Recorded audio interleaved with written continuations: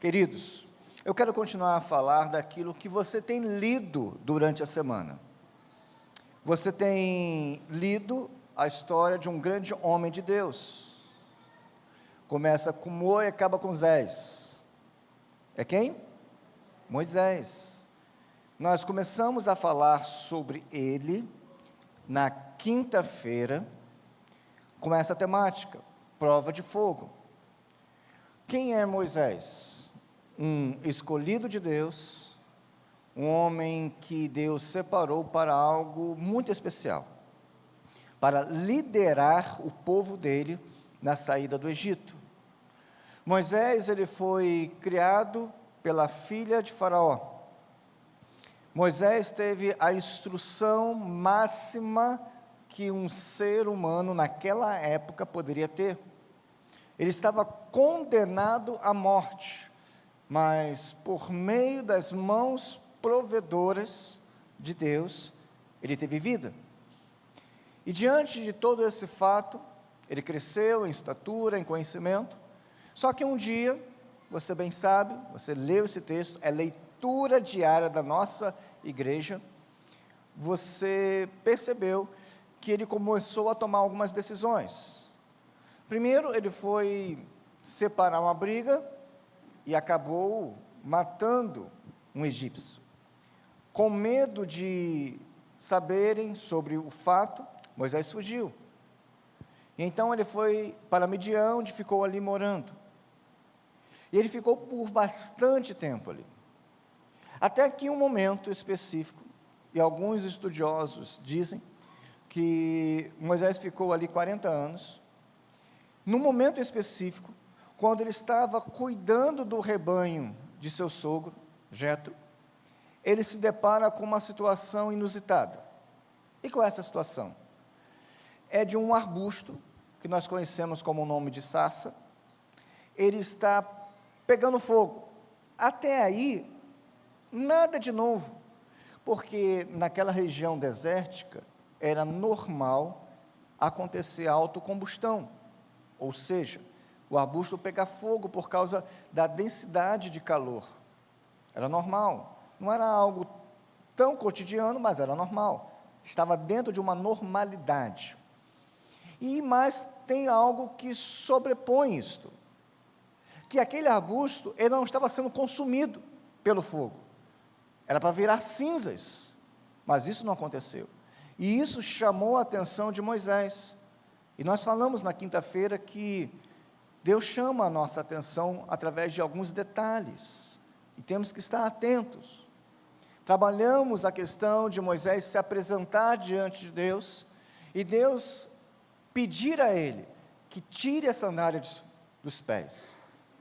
Nós trabalhamos essa temática sobre santidade. Nós precisamos viver em santidade. Cantamos aqui sobre santidade.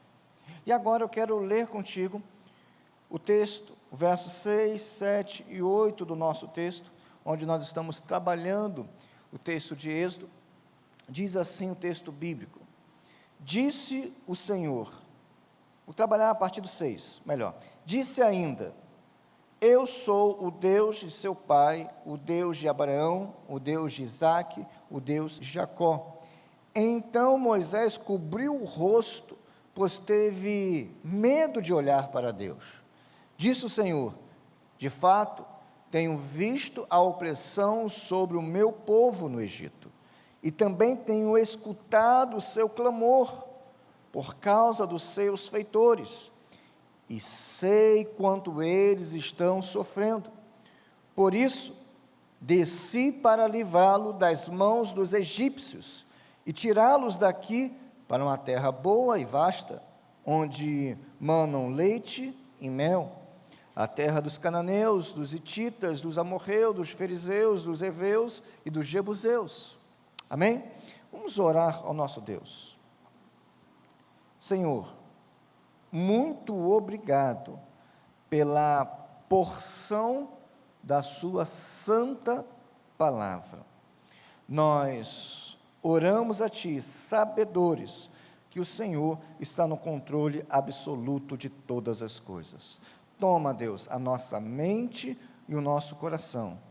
No caso, tome nosso entendimento e as nossas emoções, que em Ti tudo seja sujeito à Tua autoridade, e a autoridade da Tua palavra fale ao nosso coração. Ministra, Deus, por meio da Sagrada Escritura, e que Teu Espírito Santo seja nítido em nosso meio. Nós oramos em nome e por amor de Cristo Jesus. Amém? Muito bem. Deus, além de revelar quem é, fala do seu planejamento eterno com Moisés. Abra um parênteses aqui. Não é peculiar do nosso meio ter algo tão nítido da fala de Deus, mas aqui, no caso de Moisés, há uma teofania. Deus se apresenta a Moisés por meio da sarça e fala com ele sobre o planejamento. E a Bíblia diz que Deus, ele fala boca a boca aos seus profetas. Deus, ele trata em nosso coração sobre o planejamento dele. E no verso 7, diz assim: de fato, tenho visto, nada passa sem o Senhor perceber.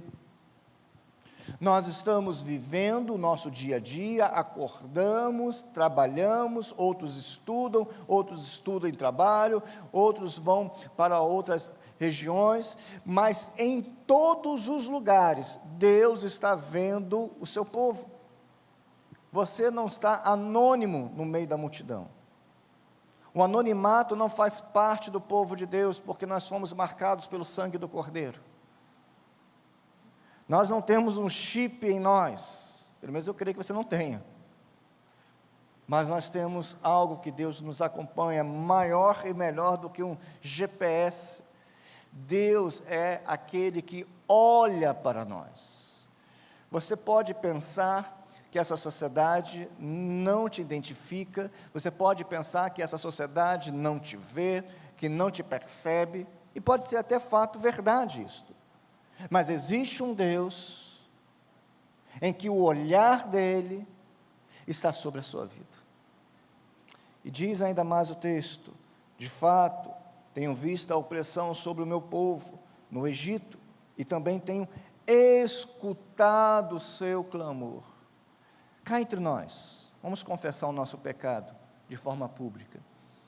Tem horas que nós pensamos, tem hora que nós até afirmamos em nosso coração, e tem horas que até verbalizamos isto.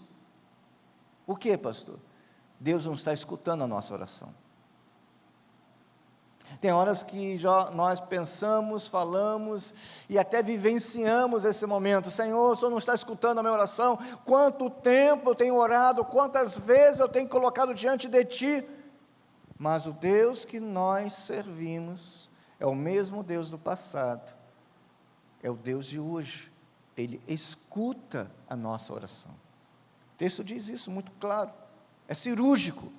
Tenho escutado o seu clamor, e por causa dos seus feitores, eu sei. Então não é somente uma teoria, não é somente algo que Deus vê, não é somente algo que Deus ouve, mas é algo que Deus sente, Ele sabe, Ele conhece.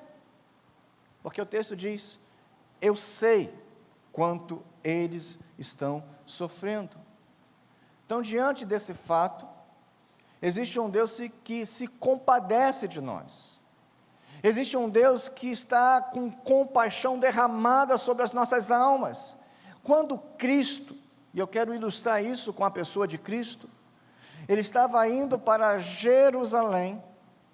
Diz o texto de Lucas, o biógrafo Lucas, o evangelista Lucas, ele diz lá em Lucas capítulo 7, diz que Jesus estava caminhando para Jerusalém, e ao passar pela entrada da cidade chamada Naim, ele viu um cortejo.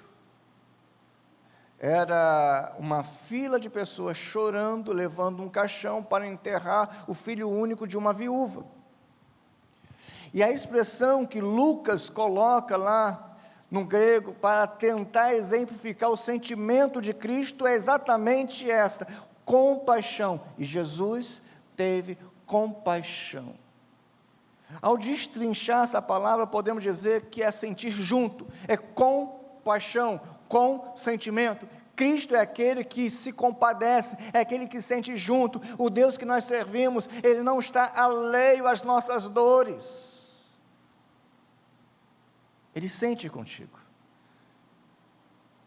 Nem sempre nós sabemos o que o outro está sentindo, mas o nosso Senhor sabe exatamente o que eu sinto no meu coração, o que você sente no seu coração. Deus vê, escuta e sabe como o seu povo se encontra, e Ele age em seu favor. Não estamos à deriva do mar da vida. Deus é o Pai perfeito que expressa o seu cuidado nos desertos da nossa própria vida. Mas o quadro de Moisés não é um quadro nada maravilhoso. Moisés, nesse exato momento da história, ele é o retrato do fracasso. A vida de Moisés até agora prefigura muitos crentes em nossas vidas, nossas igrejas, melhor dizendo. Por quê? Porque Moisés estava tocando a vida. Tinha um propósito de Deus na vida dele. Esse propósito de Deus foi abafado. Está sendo apertado o seu pescoço. E então ele se entrega aos seus próprios direitos de fazer suas escolhas. Moisés foge do Egito, vai para Midian e fica vivendo a sua vida. Não mais aquele compromisso com Deus, não mais ele, possivelmente, se fosse nos dias de hoje, ele abre uma empresa de terceirização e começa a trabalhar no cuidado das ovelhas do seu sogro, e vai cuidando da vida. Ele prefigura muitos crentes em nossas igrejas, crentes que estão acomodados em suas rotinas e afazeres. Como eu falei, Moisés cuidava do rebanho de Jetro, e que esqueceram o plano inicial de Deus em suas vidas. Qual é o plano inicial de Deus em sua vida? Então mergulham numa falsa certeza. E qual é essa falsa certeza? De que estão fazendo o que é certo ao se esquivar de suas responsabilidades com a obra de Deus e o Deus da obra. Vou ficar aqui no meu cantinho, vou levar minha vida, vou para a igreja, vou pegar minha Bíblia, vou chegar na igreja, vou ouvir uma palavra, volto para casa, e assim vou vivendo, sem compromisso. Não quero me aborrecer. Imagina se Cristo tivesse esse mesmo discurso conosco: não quero me aborrecer, para que eu vou descer nesta terra depravada? Vou ficar aqui nos céus mesmo. Não, viver é se arriscar, viver é quebrar portões do nosso coração, viver é se tornar vulnerável, viver é se entregar a Deus, no nosso caso, como princípio bíblico, mas também se entregar ao outro. Muitos vivem sem compromisso, e aí eu falo, sem relacionamento com Deus. Mesmo tendo toda a promessa de Deus na vida dele, Moisés, ele vai para Midian, fica ali naquela região desértica, e ele esquece do chamado de Deus. Mas temos uma outra face desta fase da vida de Moisés, uma ótica que não é vista por todos. Qual é a ótica? A ótica de Deus. Em muitos casos, e aqui não é diferente, Deus tem um tempo de preparo. Ele chama e molda. E nesse ato de moldar, ele pode mudar, ele pode transformar aquele que ele convocou. E esse treinamento tem um tempo específico. Deus é aquele que afia as nossas almas para a batalha. Amém, povo? Vejamos, José viveu no Egito 13 anos. Nós temos um hiato na vida de Paulo, desde que ele teve um encontro com Cristo ressurreto, em Atos capítulo 9, até ele começar o seu ministério de 3 anos. Como eu disse, de acordo com alguns estudiosos, nós temos aqui Moisés numa espera de 4 décadas, 40 anos sendo preparado por Deus. Eu não sei qual era o preparo, se era tirar dele o coração egípcio, não sei. Mas Moisés é preparado para uma jornada ministerial fidedigna. Ative aí no seu coração, na sua mente, algumas lembranças do texto e do contexto.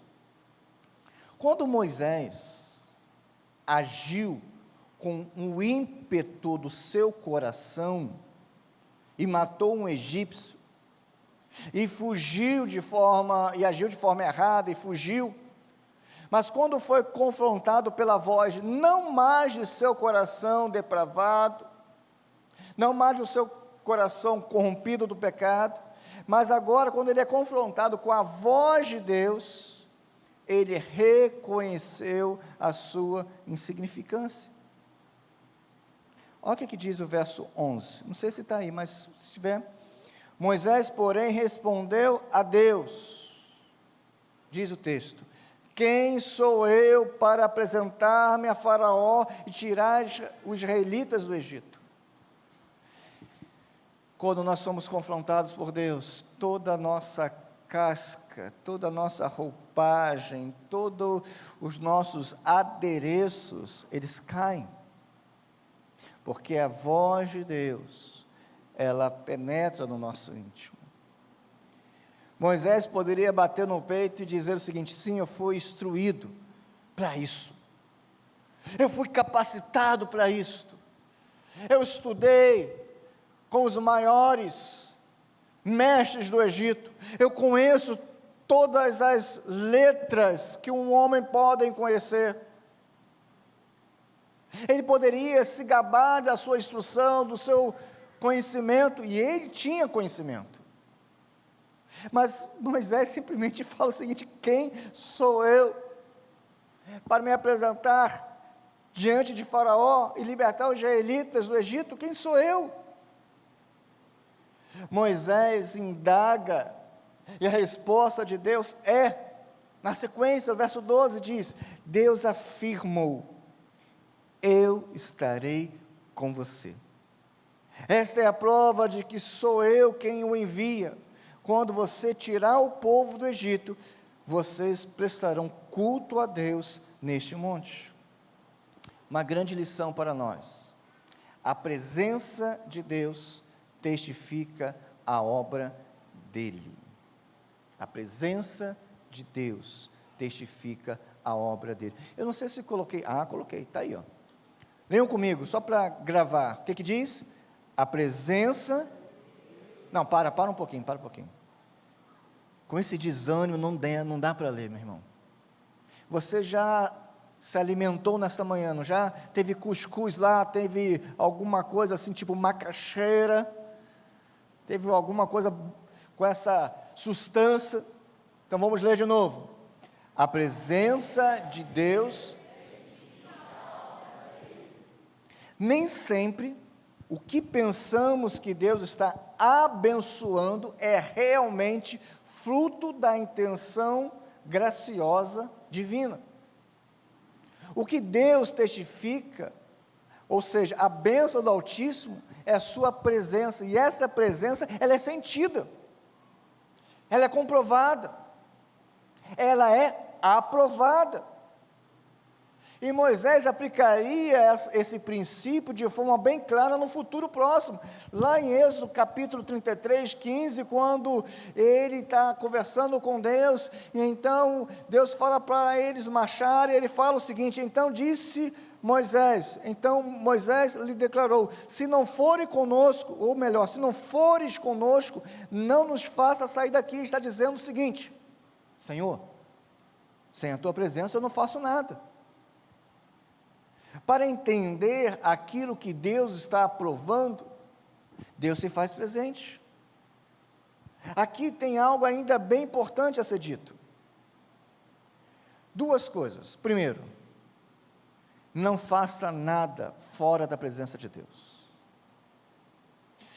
Não tem assim um segredo do sucesso. Nós pegamos livros, assistimos já vídeos, já conversamos sobre esse assunto, o segredo do sucesso. Milhões e milhões de pessoas abordam essa temática. Mas existe o segredo do insucesso. Qual é?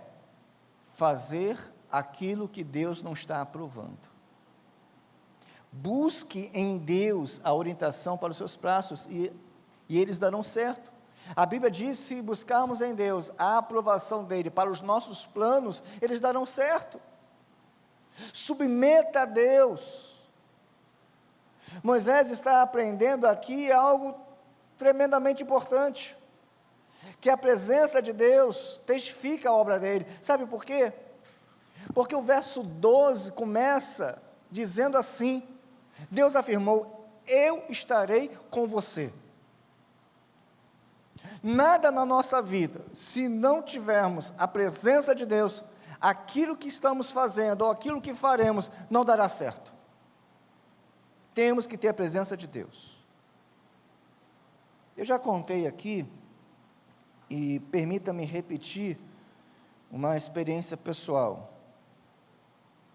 Uma vez eu fui comprar um carro, eu fiquei todo bobo, que eu estava saindo de um carro muito compacto, para um carro bem maior.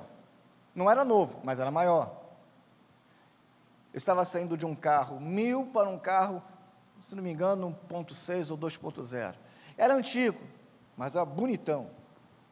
Era um Scott Wagon. Quem é da antiga lembra desse carro. Parecia uma ambulância. Comprido, branco. Eu achei uma coisa linda.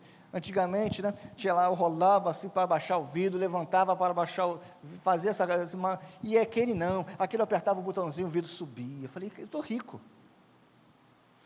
Era antigo, um banco acolchoado, gostoso, bom. Eu falei: ah, rapaz, estou me sentindo no céu.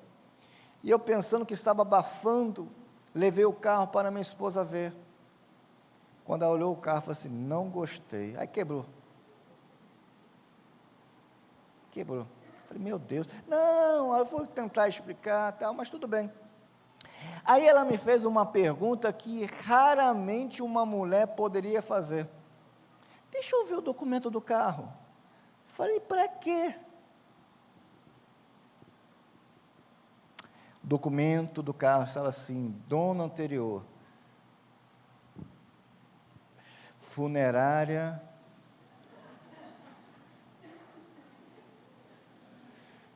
nem preciso mais continuar a história. Eu não entro nesse carro. Não sei o que mais. Eu não vou nesse carro. Eu falei assim. Aí eu falei assim: Senhor, eu não pedi a sua aprovação para esta compra, para essa troca de carro. Eu errei. Eu fiz essa oração. Mas me ajude a acertar. O carro quebrou a mucinética. Tive que levar à loja, acho que num guincho, e troquei o carro. Simplesmente entreguei o carro e peguei outro. Sabe o que acontece? Quando nós não colocamos Deus nas decisões de nossa vida, seja mais simples ou mais complicada, a tendência é errar. Mas mesmo no erro, o Senhor é aquele que nos ajuda a acertar, porque Ele tem amor por mim e por você. É Ele que cuida do seu povo, é Ele que ministra graça sobre nós.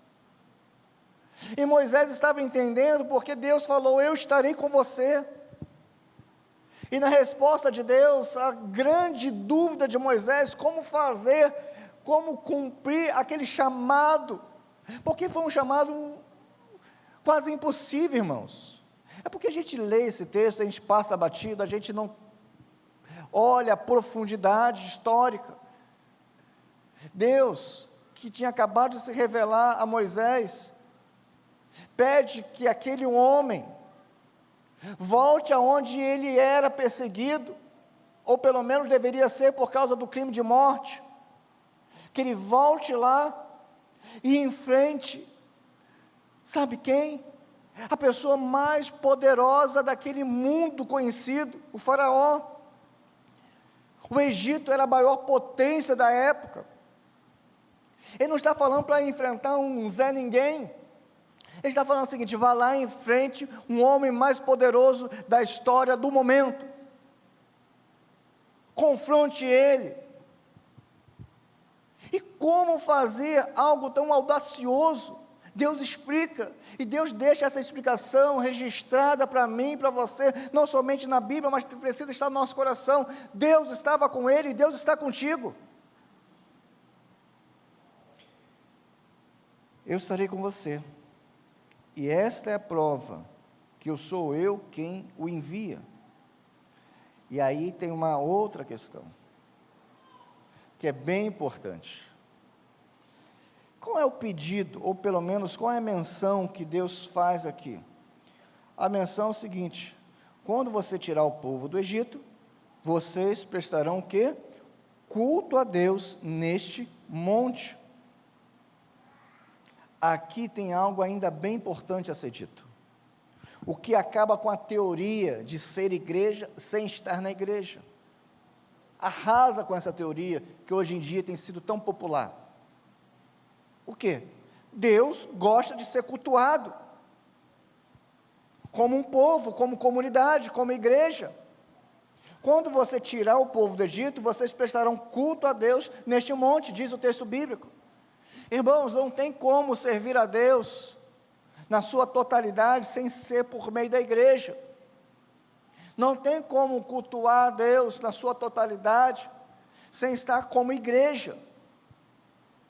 Aqui Deus, em sua palavra, nos ensina, Ele bate na face daqueles que querem viver um cristianismo desvinculado da igreja. A igreja, ela não salva, mas ela é para os salvos. A igreja não é a instituição, mas nós fazemos parte dela. Existe a igreja militante, a igreja triunfante, sabemos muito bem disso, teologicamente está correto. Mas o Senhor apresenta o evangelho dele pela personificação da igreja local. Nós estudamos isso ano passado de forma bem maciça, de forma bem intensa. Eu quero terminar esta palavra dizendo pelo menos algumas questões. Primeiro, recapitulando contigo, não venha agir, não haja, sem a aprovação de Deus, sem Deus testificar. Isto em que área, pastor? Em todas as áreas. Coloque diante de Deus. Nós estamos no início de um ano. Coloque o seu planejamento diante de Deus. Com muito ímpeto, nós decidimos, baseado em nossas emoções e baseado também na situação. Só que Deus, Ele vai além da situação e das emoções. Submeta as suas emoções a Deus e permita que as situações não sejam detentoras da sua direção, mas que a sua direção seja submissa à direção de Deus. Deu para entender isso? Ok? Segundo, lembre-se que Deus, Ele chamou um homem, Moisés, para estar à frente de um povo. Deus ama a comunidade. Deus ama ser Deus do seu povo e não de indivíduos. É lógico que Deus se expressa de maneira individual, é um Deus pessoal, nós conhecemos muito bem. Vários conceitos acerca de Deus que a teologia trabalha é sobre um Deus pessoal, está corretíssimo, mas esse Deus pessoal, ele se manifesta pessoal dentro do coletivo. É um Deus que quer um povo, e esse povo hoje nós chamamos de igreja. E ser igreja é cultuar a Deus. Quando falo no texto bíblico que quando você tirar o povo do Egito, diz o texto, vocês prestarão culto a Deus neste monte, mas é culto mesmo. O que é culto, meu irmão? É chegar aqui e ficar pensando no que vai fazer para comer quando acabar o culto? Isso é culto? Não. É ficar pensando nas prestações que virão, que estão chegando, já na próxima semana ou na outra semana? Isso também não é culto.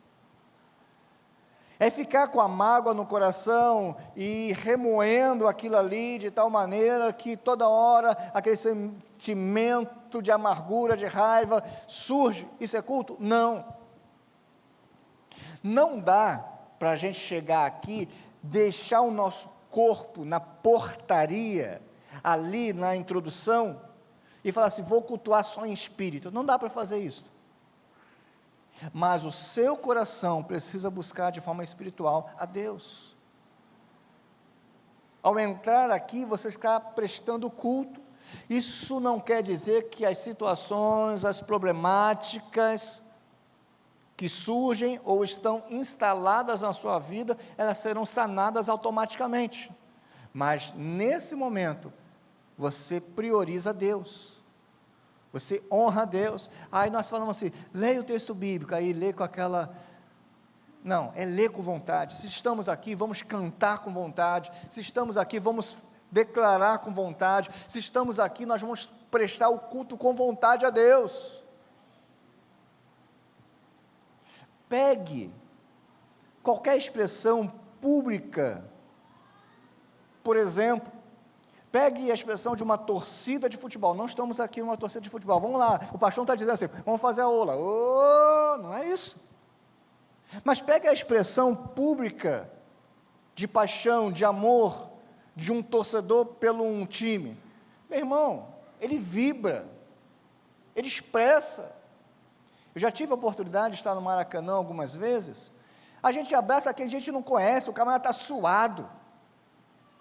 Mas você abraça o cara, você vibra com o cara, a pessoa joga um copo de cerveja assim, você é banhado de tudo isso, e a pessoa está feliz da vida, por causa de algo momentâneo, mas nós adoramos aquele que é eterno, nós temos que vibrar com as coisas de Deus. Vibre. Acordou hoje, você olhou para o dia e falou assim, que bom que hoje é domingo, hoje é dia do Senhor, eu vou louvar o meu Deus, porque Deus espera ser cultuado, e não um culto sem alma, mas um culto que Ele sinta que você está aqui, porque nós sentimos que Ele está aqui. Essa é a grande questão da vida cristã. Vibre com as coisas de Deus, adore o Senhor, que Ele seja a prioridade, que seja com vontade. Imagine o relato bíblico, eu quero terminar com essa ilustração. Imagine um relato bíblico que fala sobre a noiva, que vai encontrar com o noivo. O nosso noivo é Cristo, a noiva é a igreja. Agora imagine a figura do noivo, figura mesmo de noiva aqui. Aí a noiva vem, aí tem todo aquele apogeu, aquela coisa toda, e aí o noivo esperando, a noiva, e quando o celebrante pergunta, você aceita o noivo como seu legítimo esposo? Imagina a noiva falar o seguinte, disser o seguinte, né? Fazer o quê? Imagine isso. Como diz outro, que bafão. Complicado isso. Mas nós fazemos isso com o noivo. Nós desdenhamos, nós diminuímos quem ele é, nós expressamos de maneira preguiçosa. Mas o Senhor nos convoca nesta manhã a vibrar com as coisas de Deus. Meu irmão, minha irmã, nós levantamos porque o Senhor nos sustentou durante a noite. Nós estamos aqui porque o Senhor permitiu. O texto diz que Ele deseja que seja cultuado, mas não de qualquer maneira, mas com vontade. Então agora eu vou te pedir, vou te encorajar a fazer uma oração. Você vai fechar os seus olhos nesse momento, e você vai pedir, Senhor, traga ânimo ao meu coração, traga vida ao meu coração, traga desejo de te servir no meu coração, de te cultuar, tire da minha mente, do meu querer, fazer da minha vida uma vida religiosa, mas que o Senhor faça da minha vida uma vida de adoração. Peça a Deus. E peça ao Senhor que abençoe seus planos também. Ore a Deus. Fale com o Senhor nesta manhã.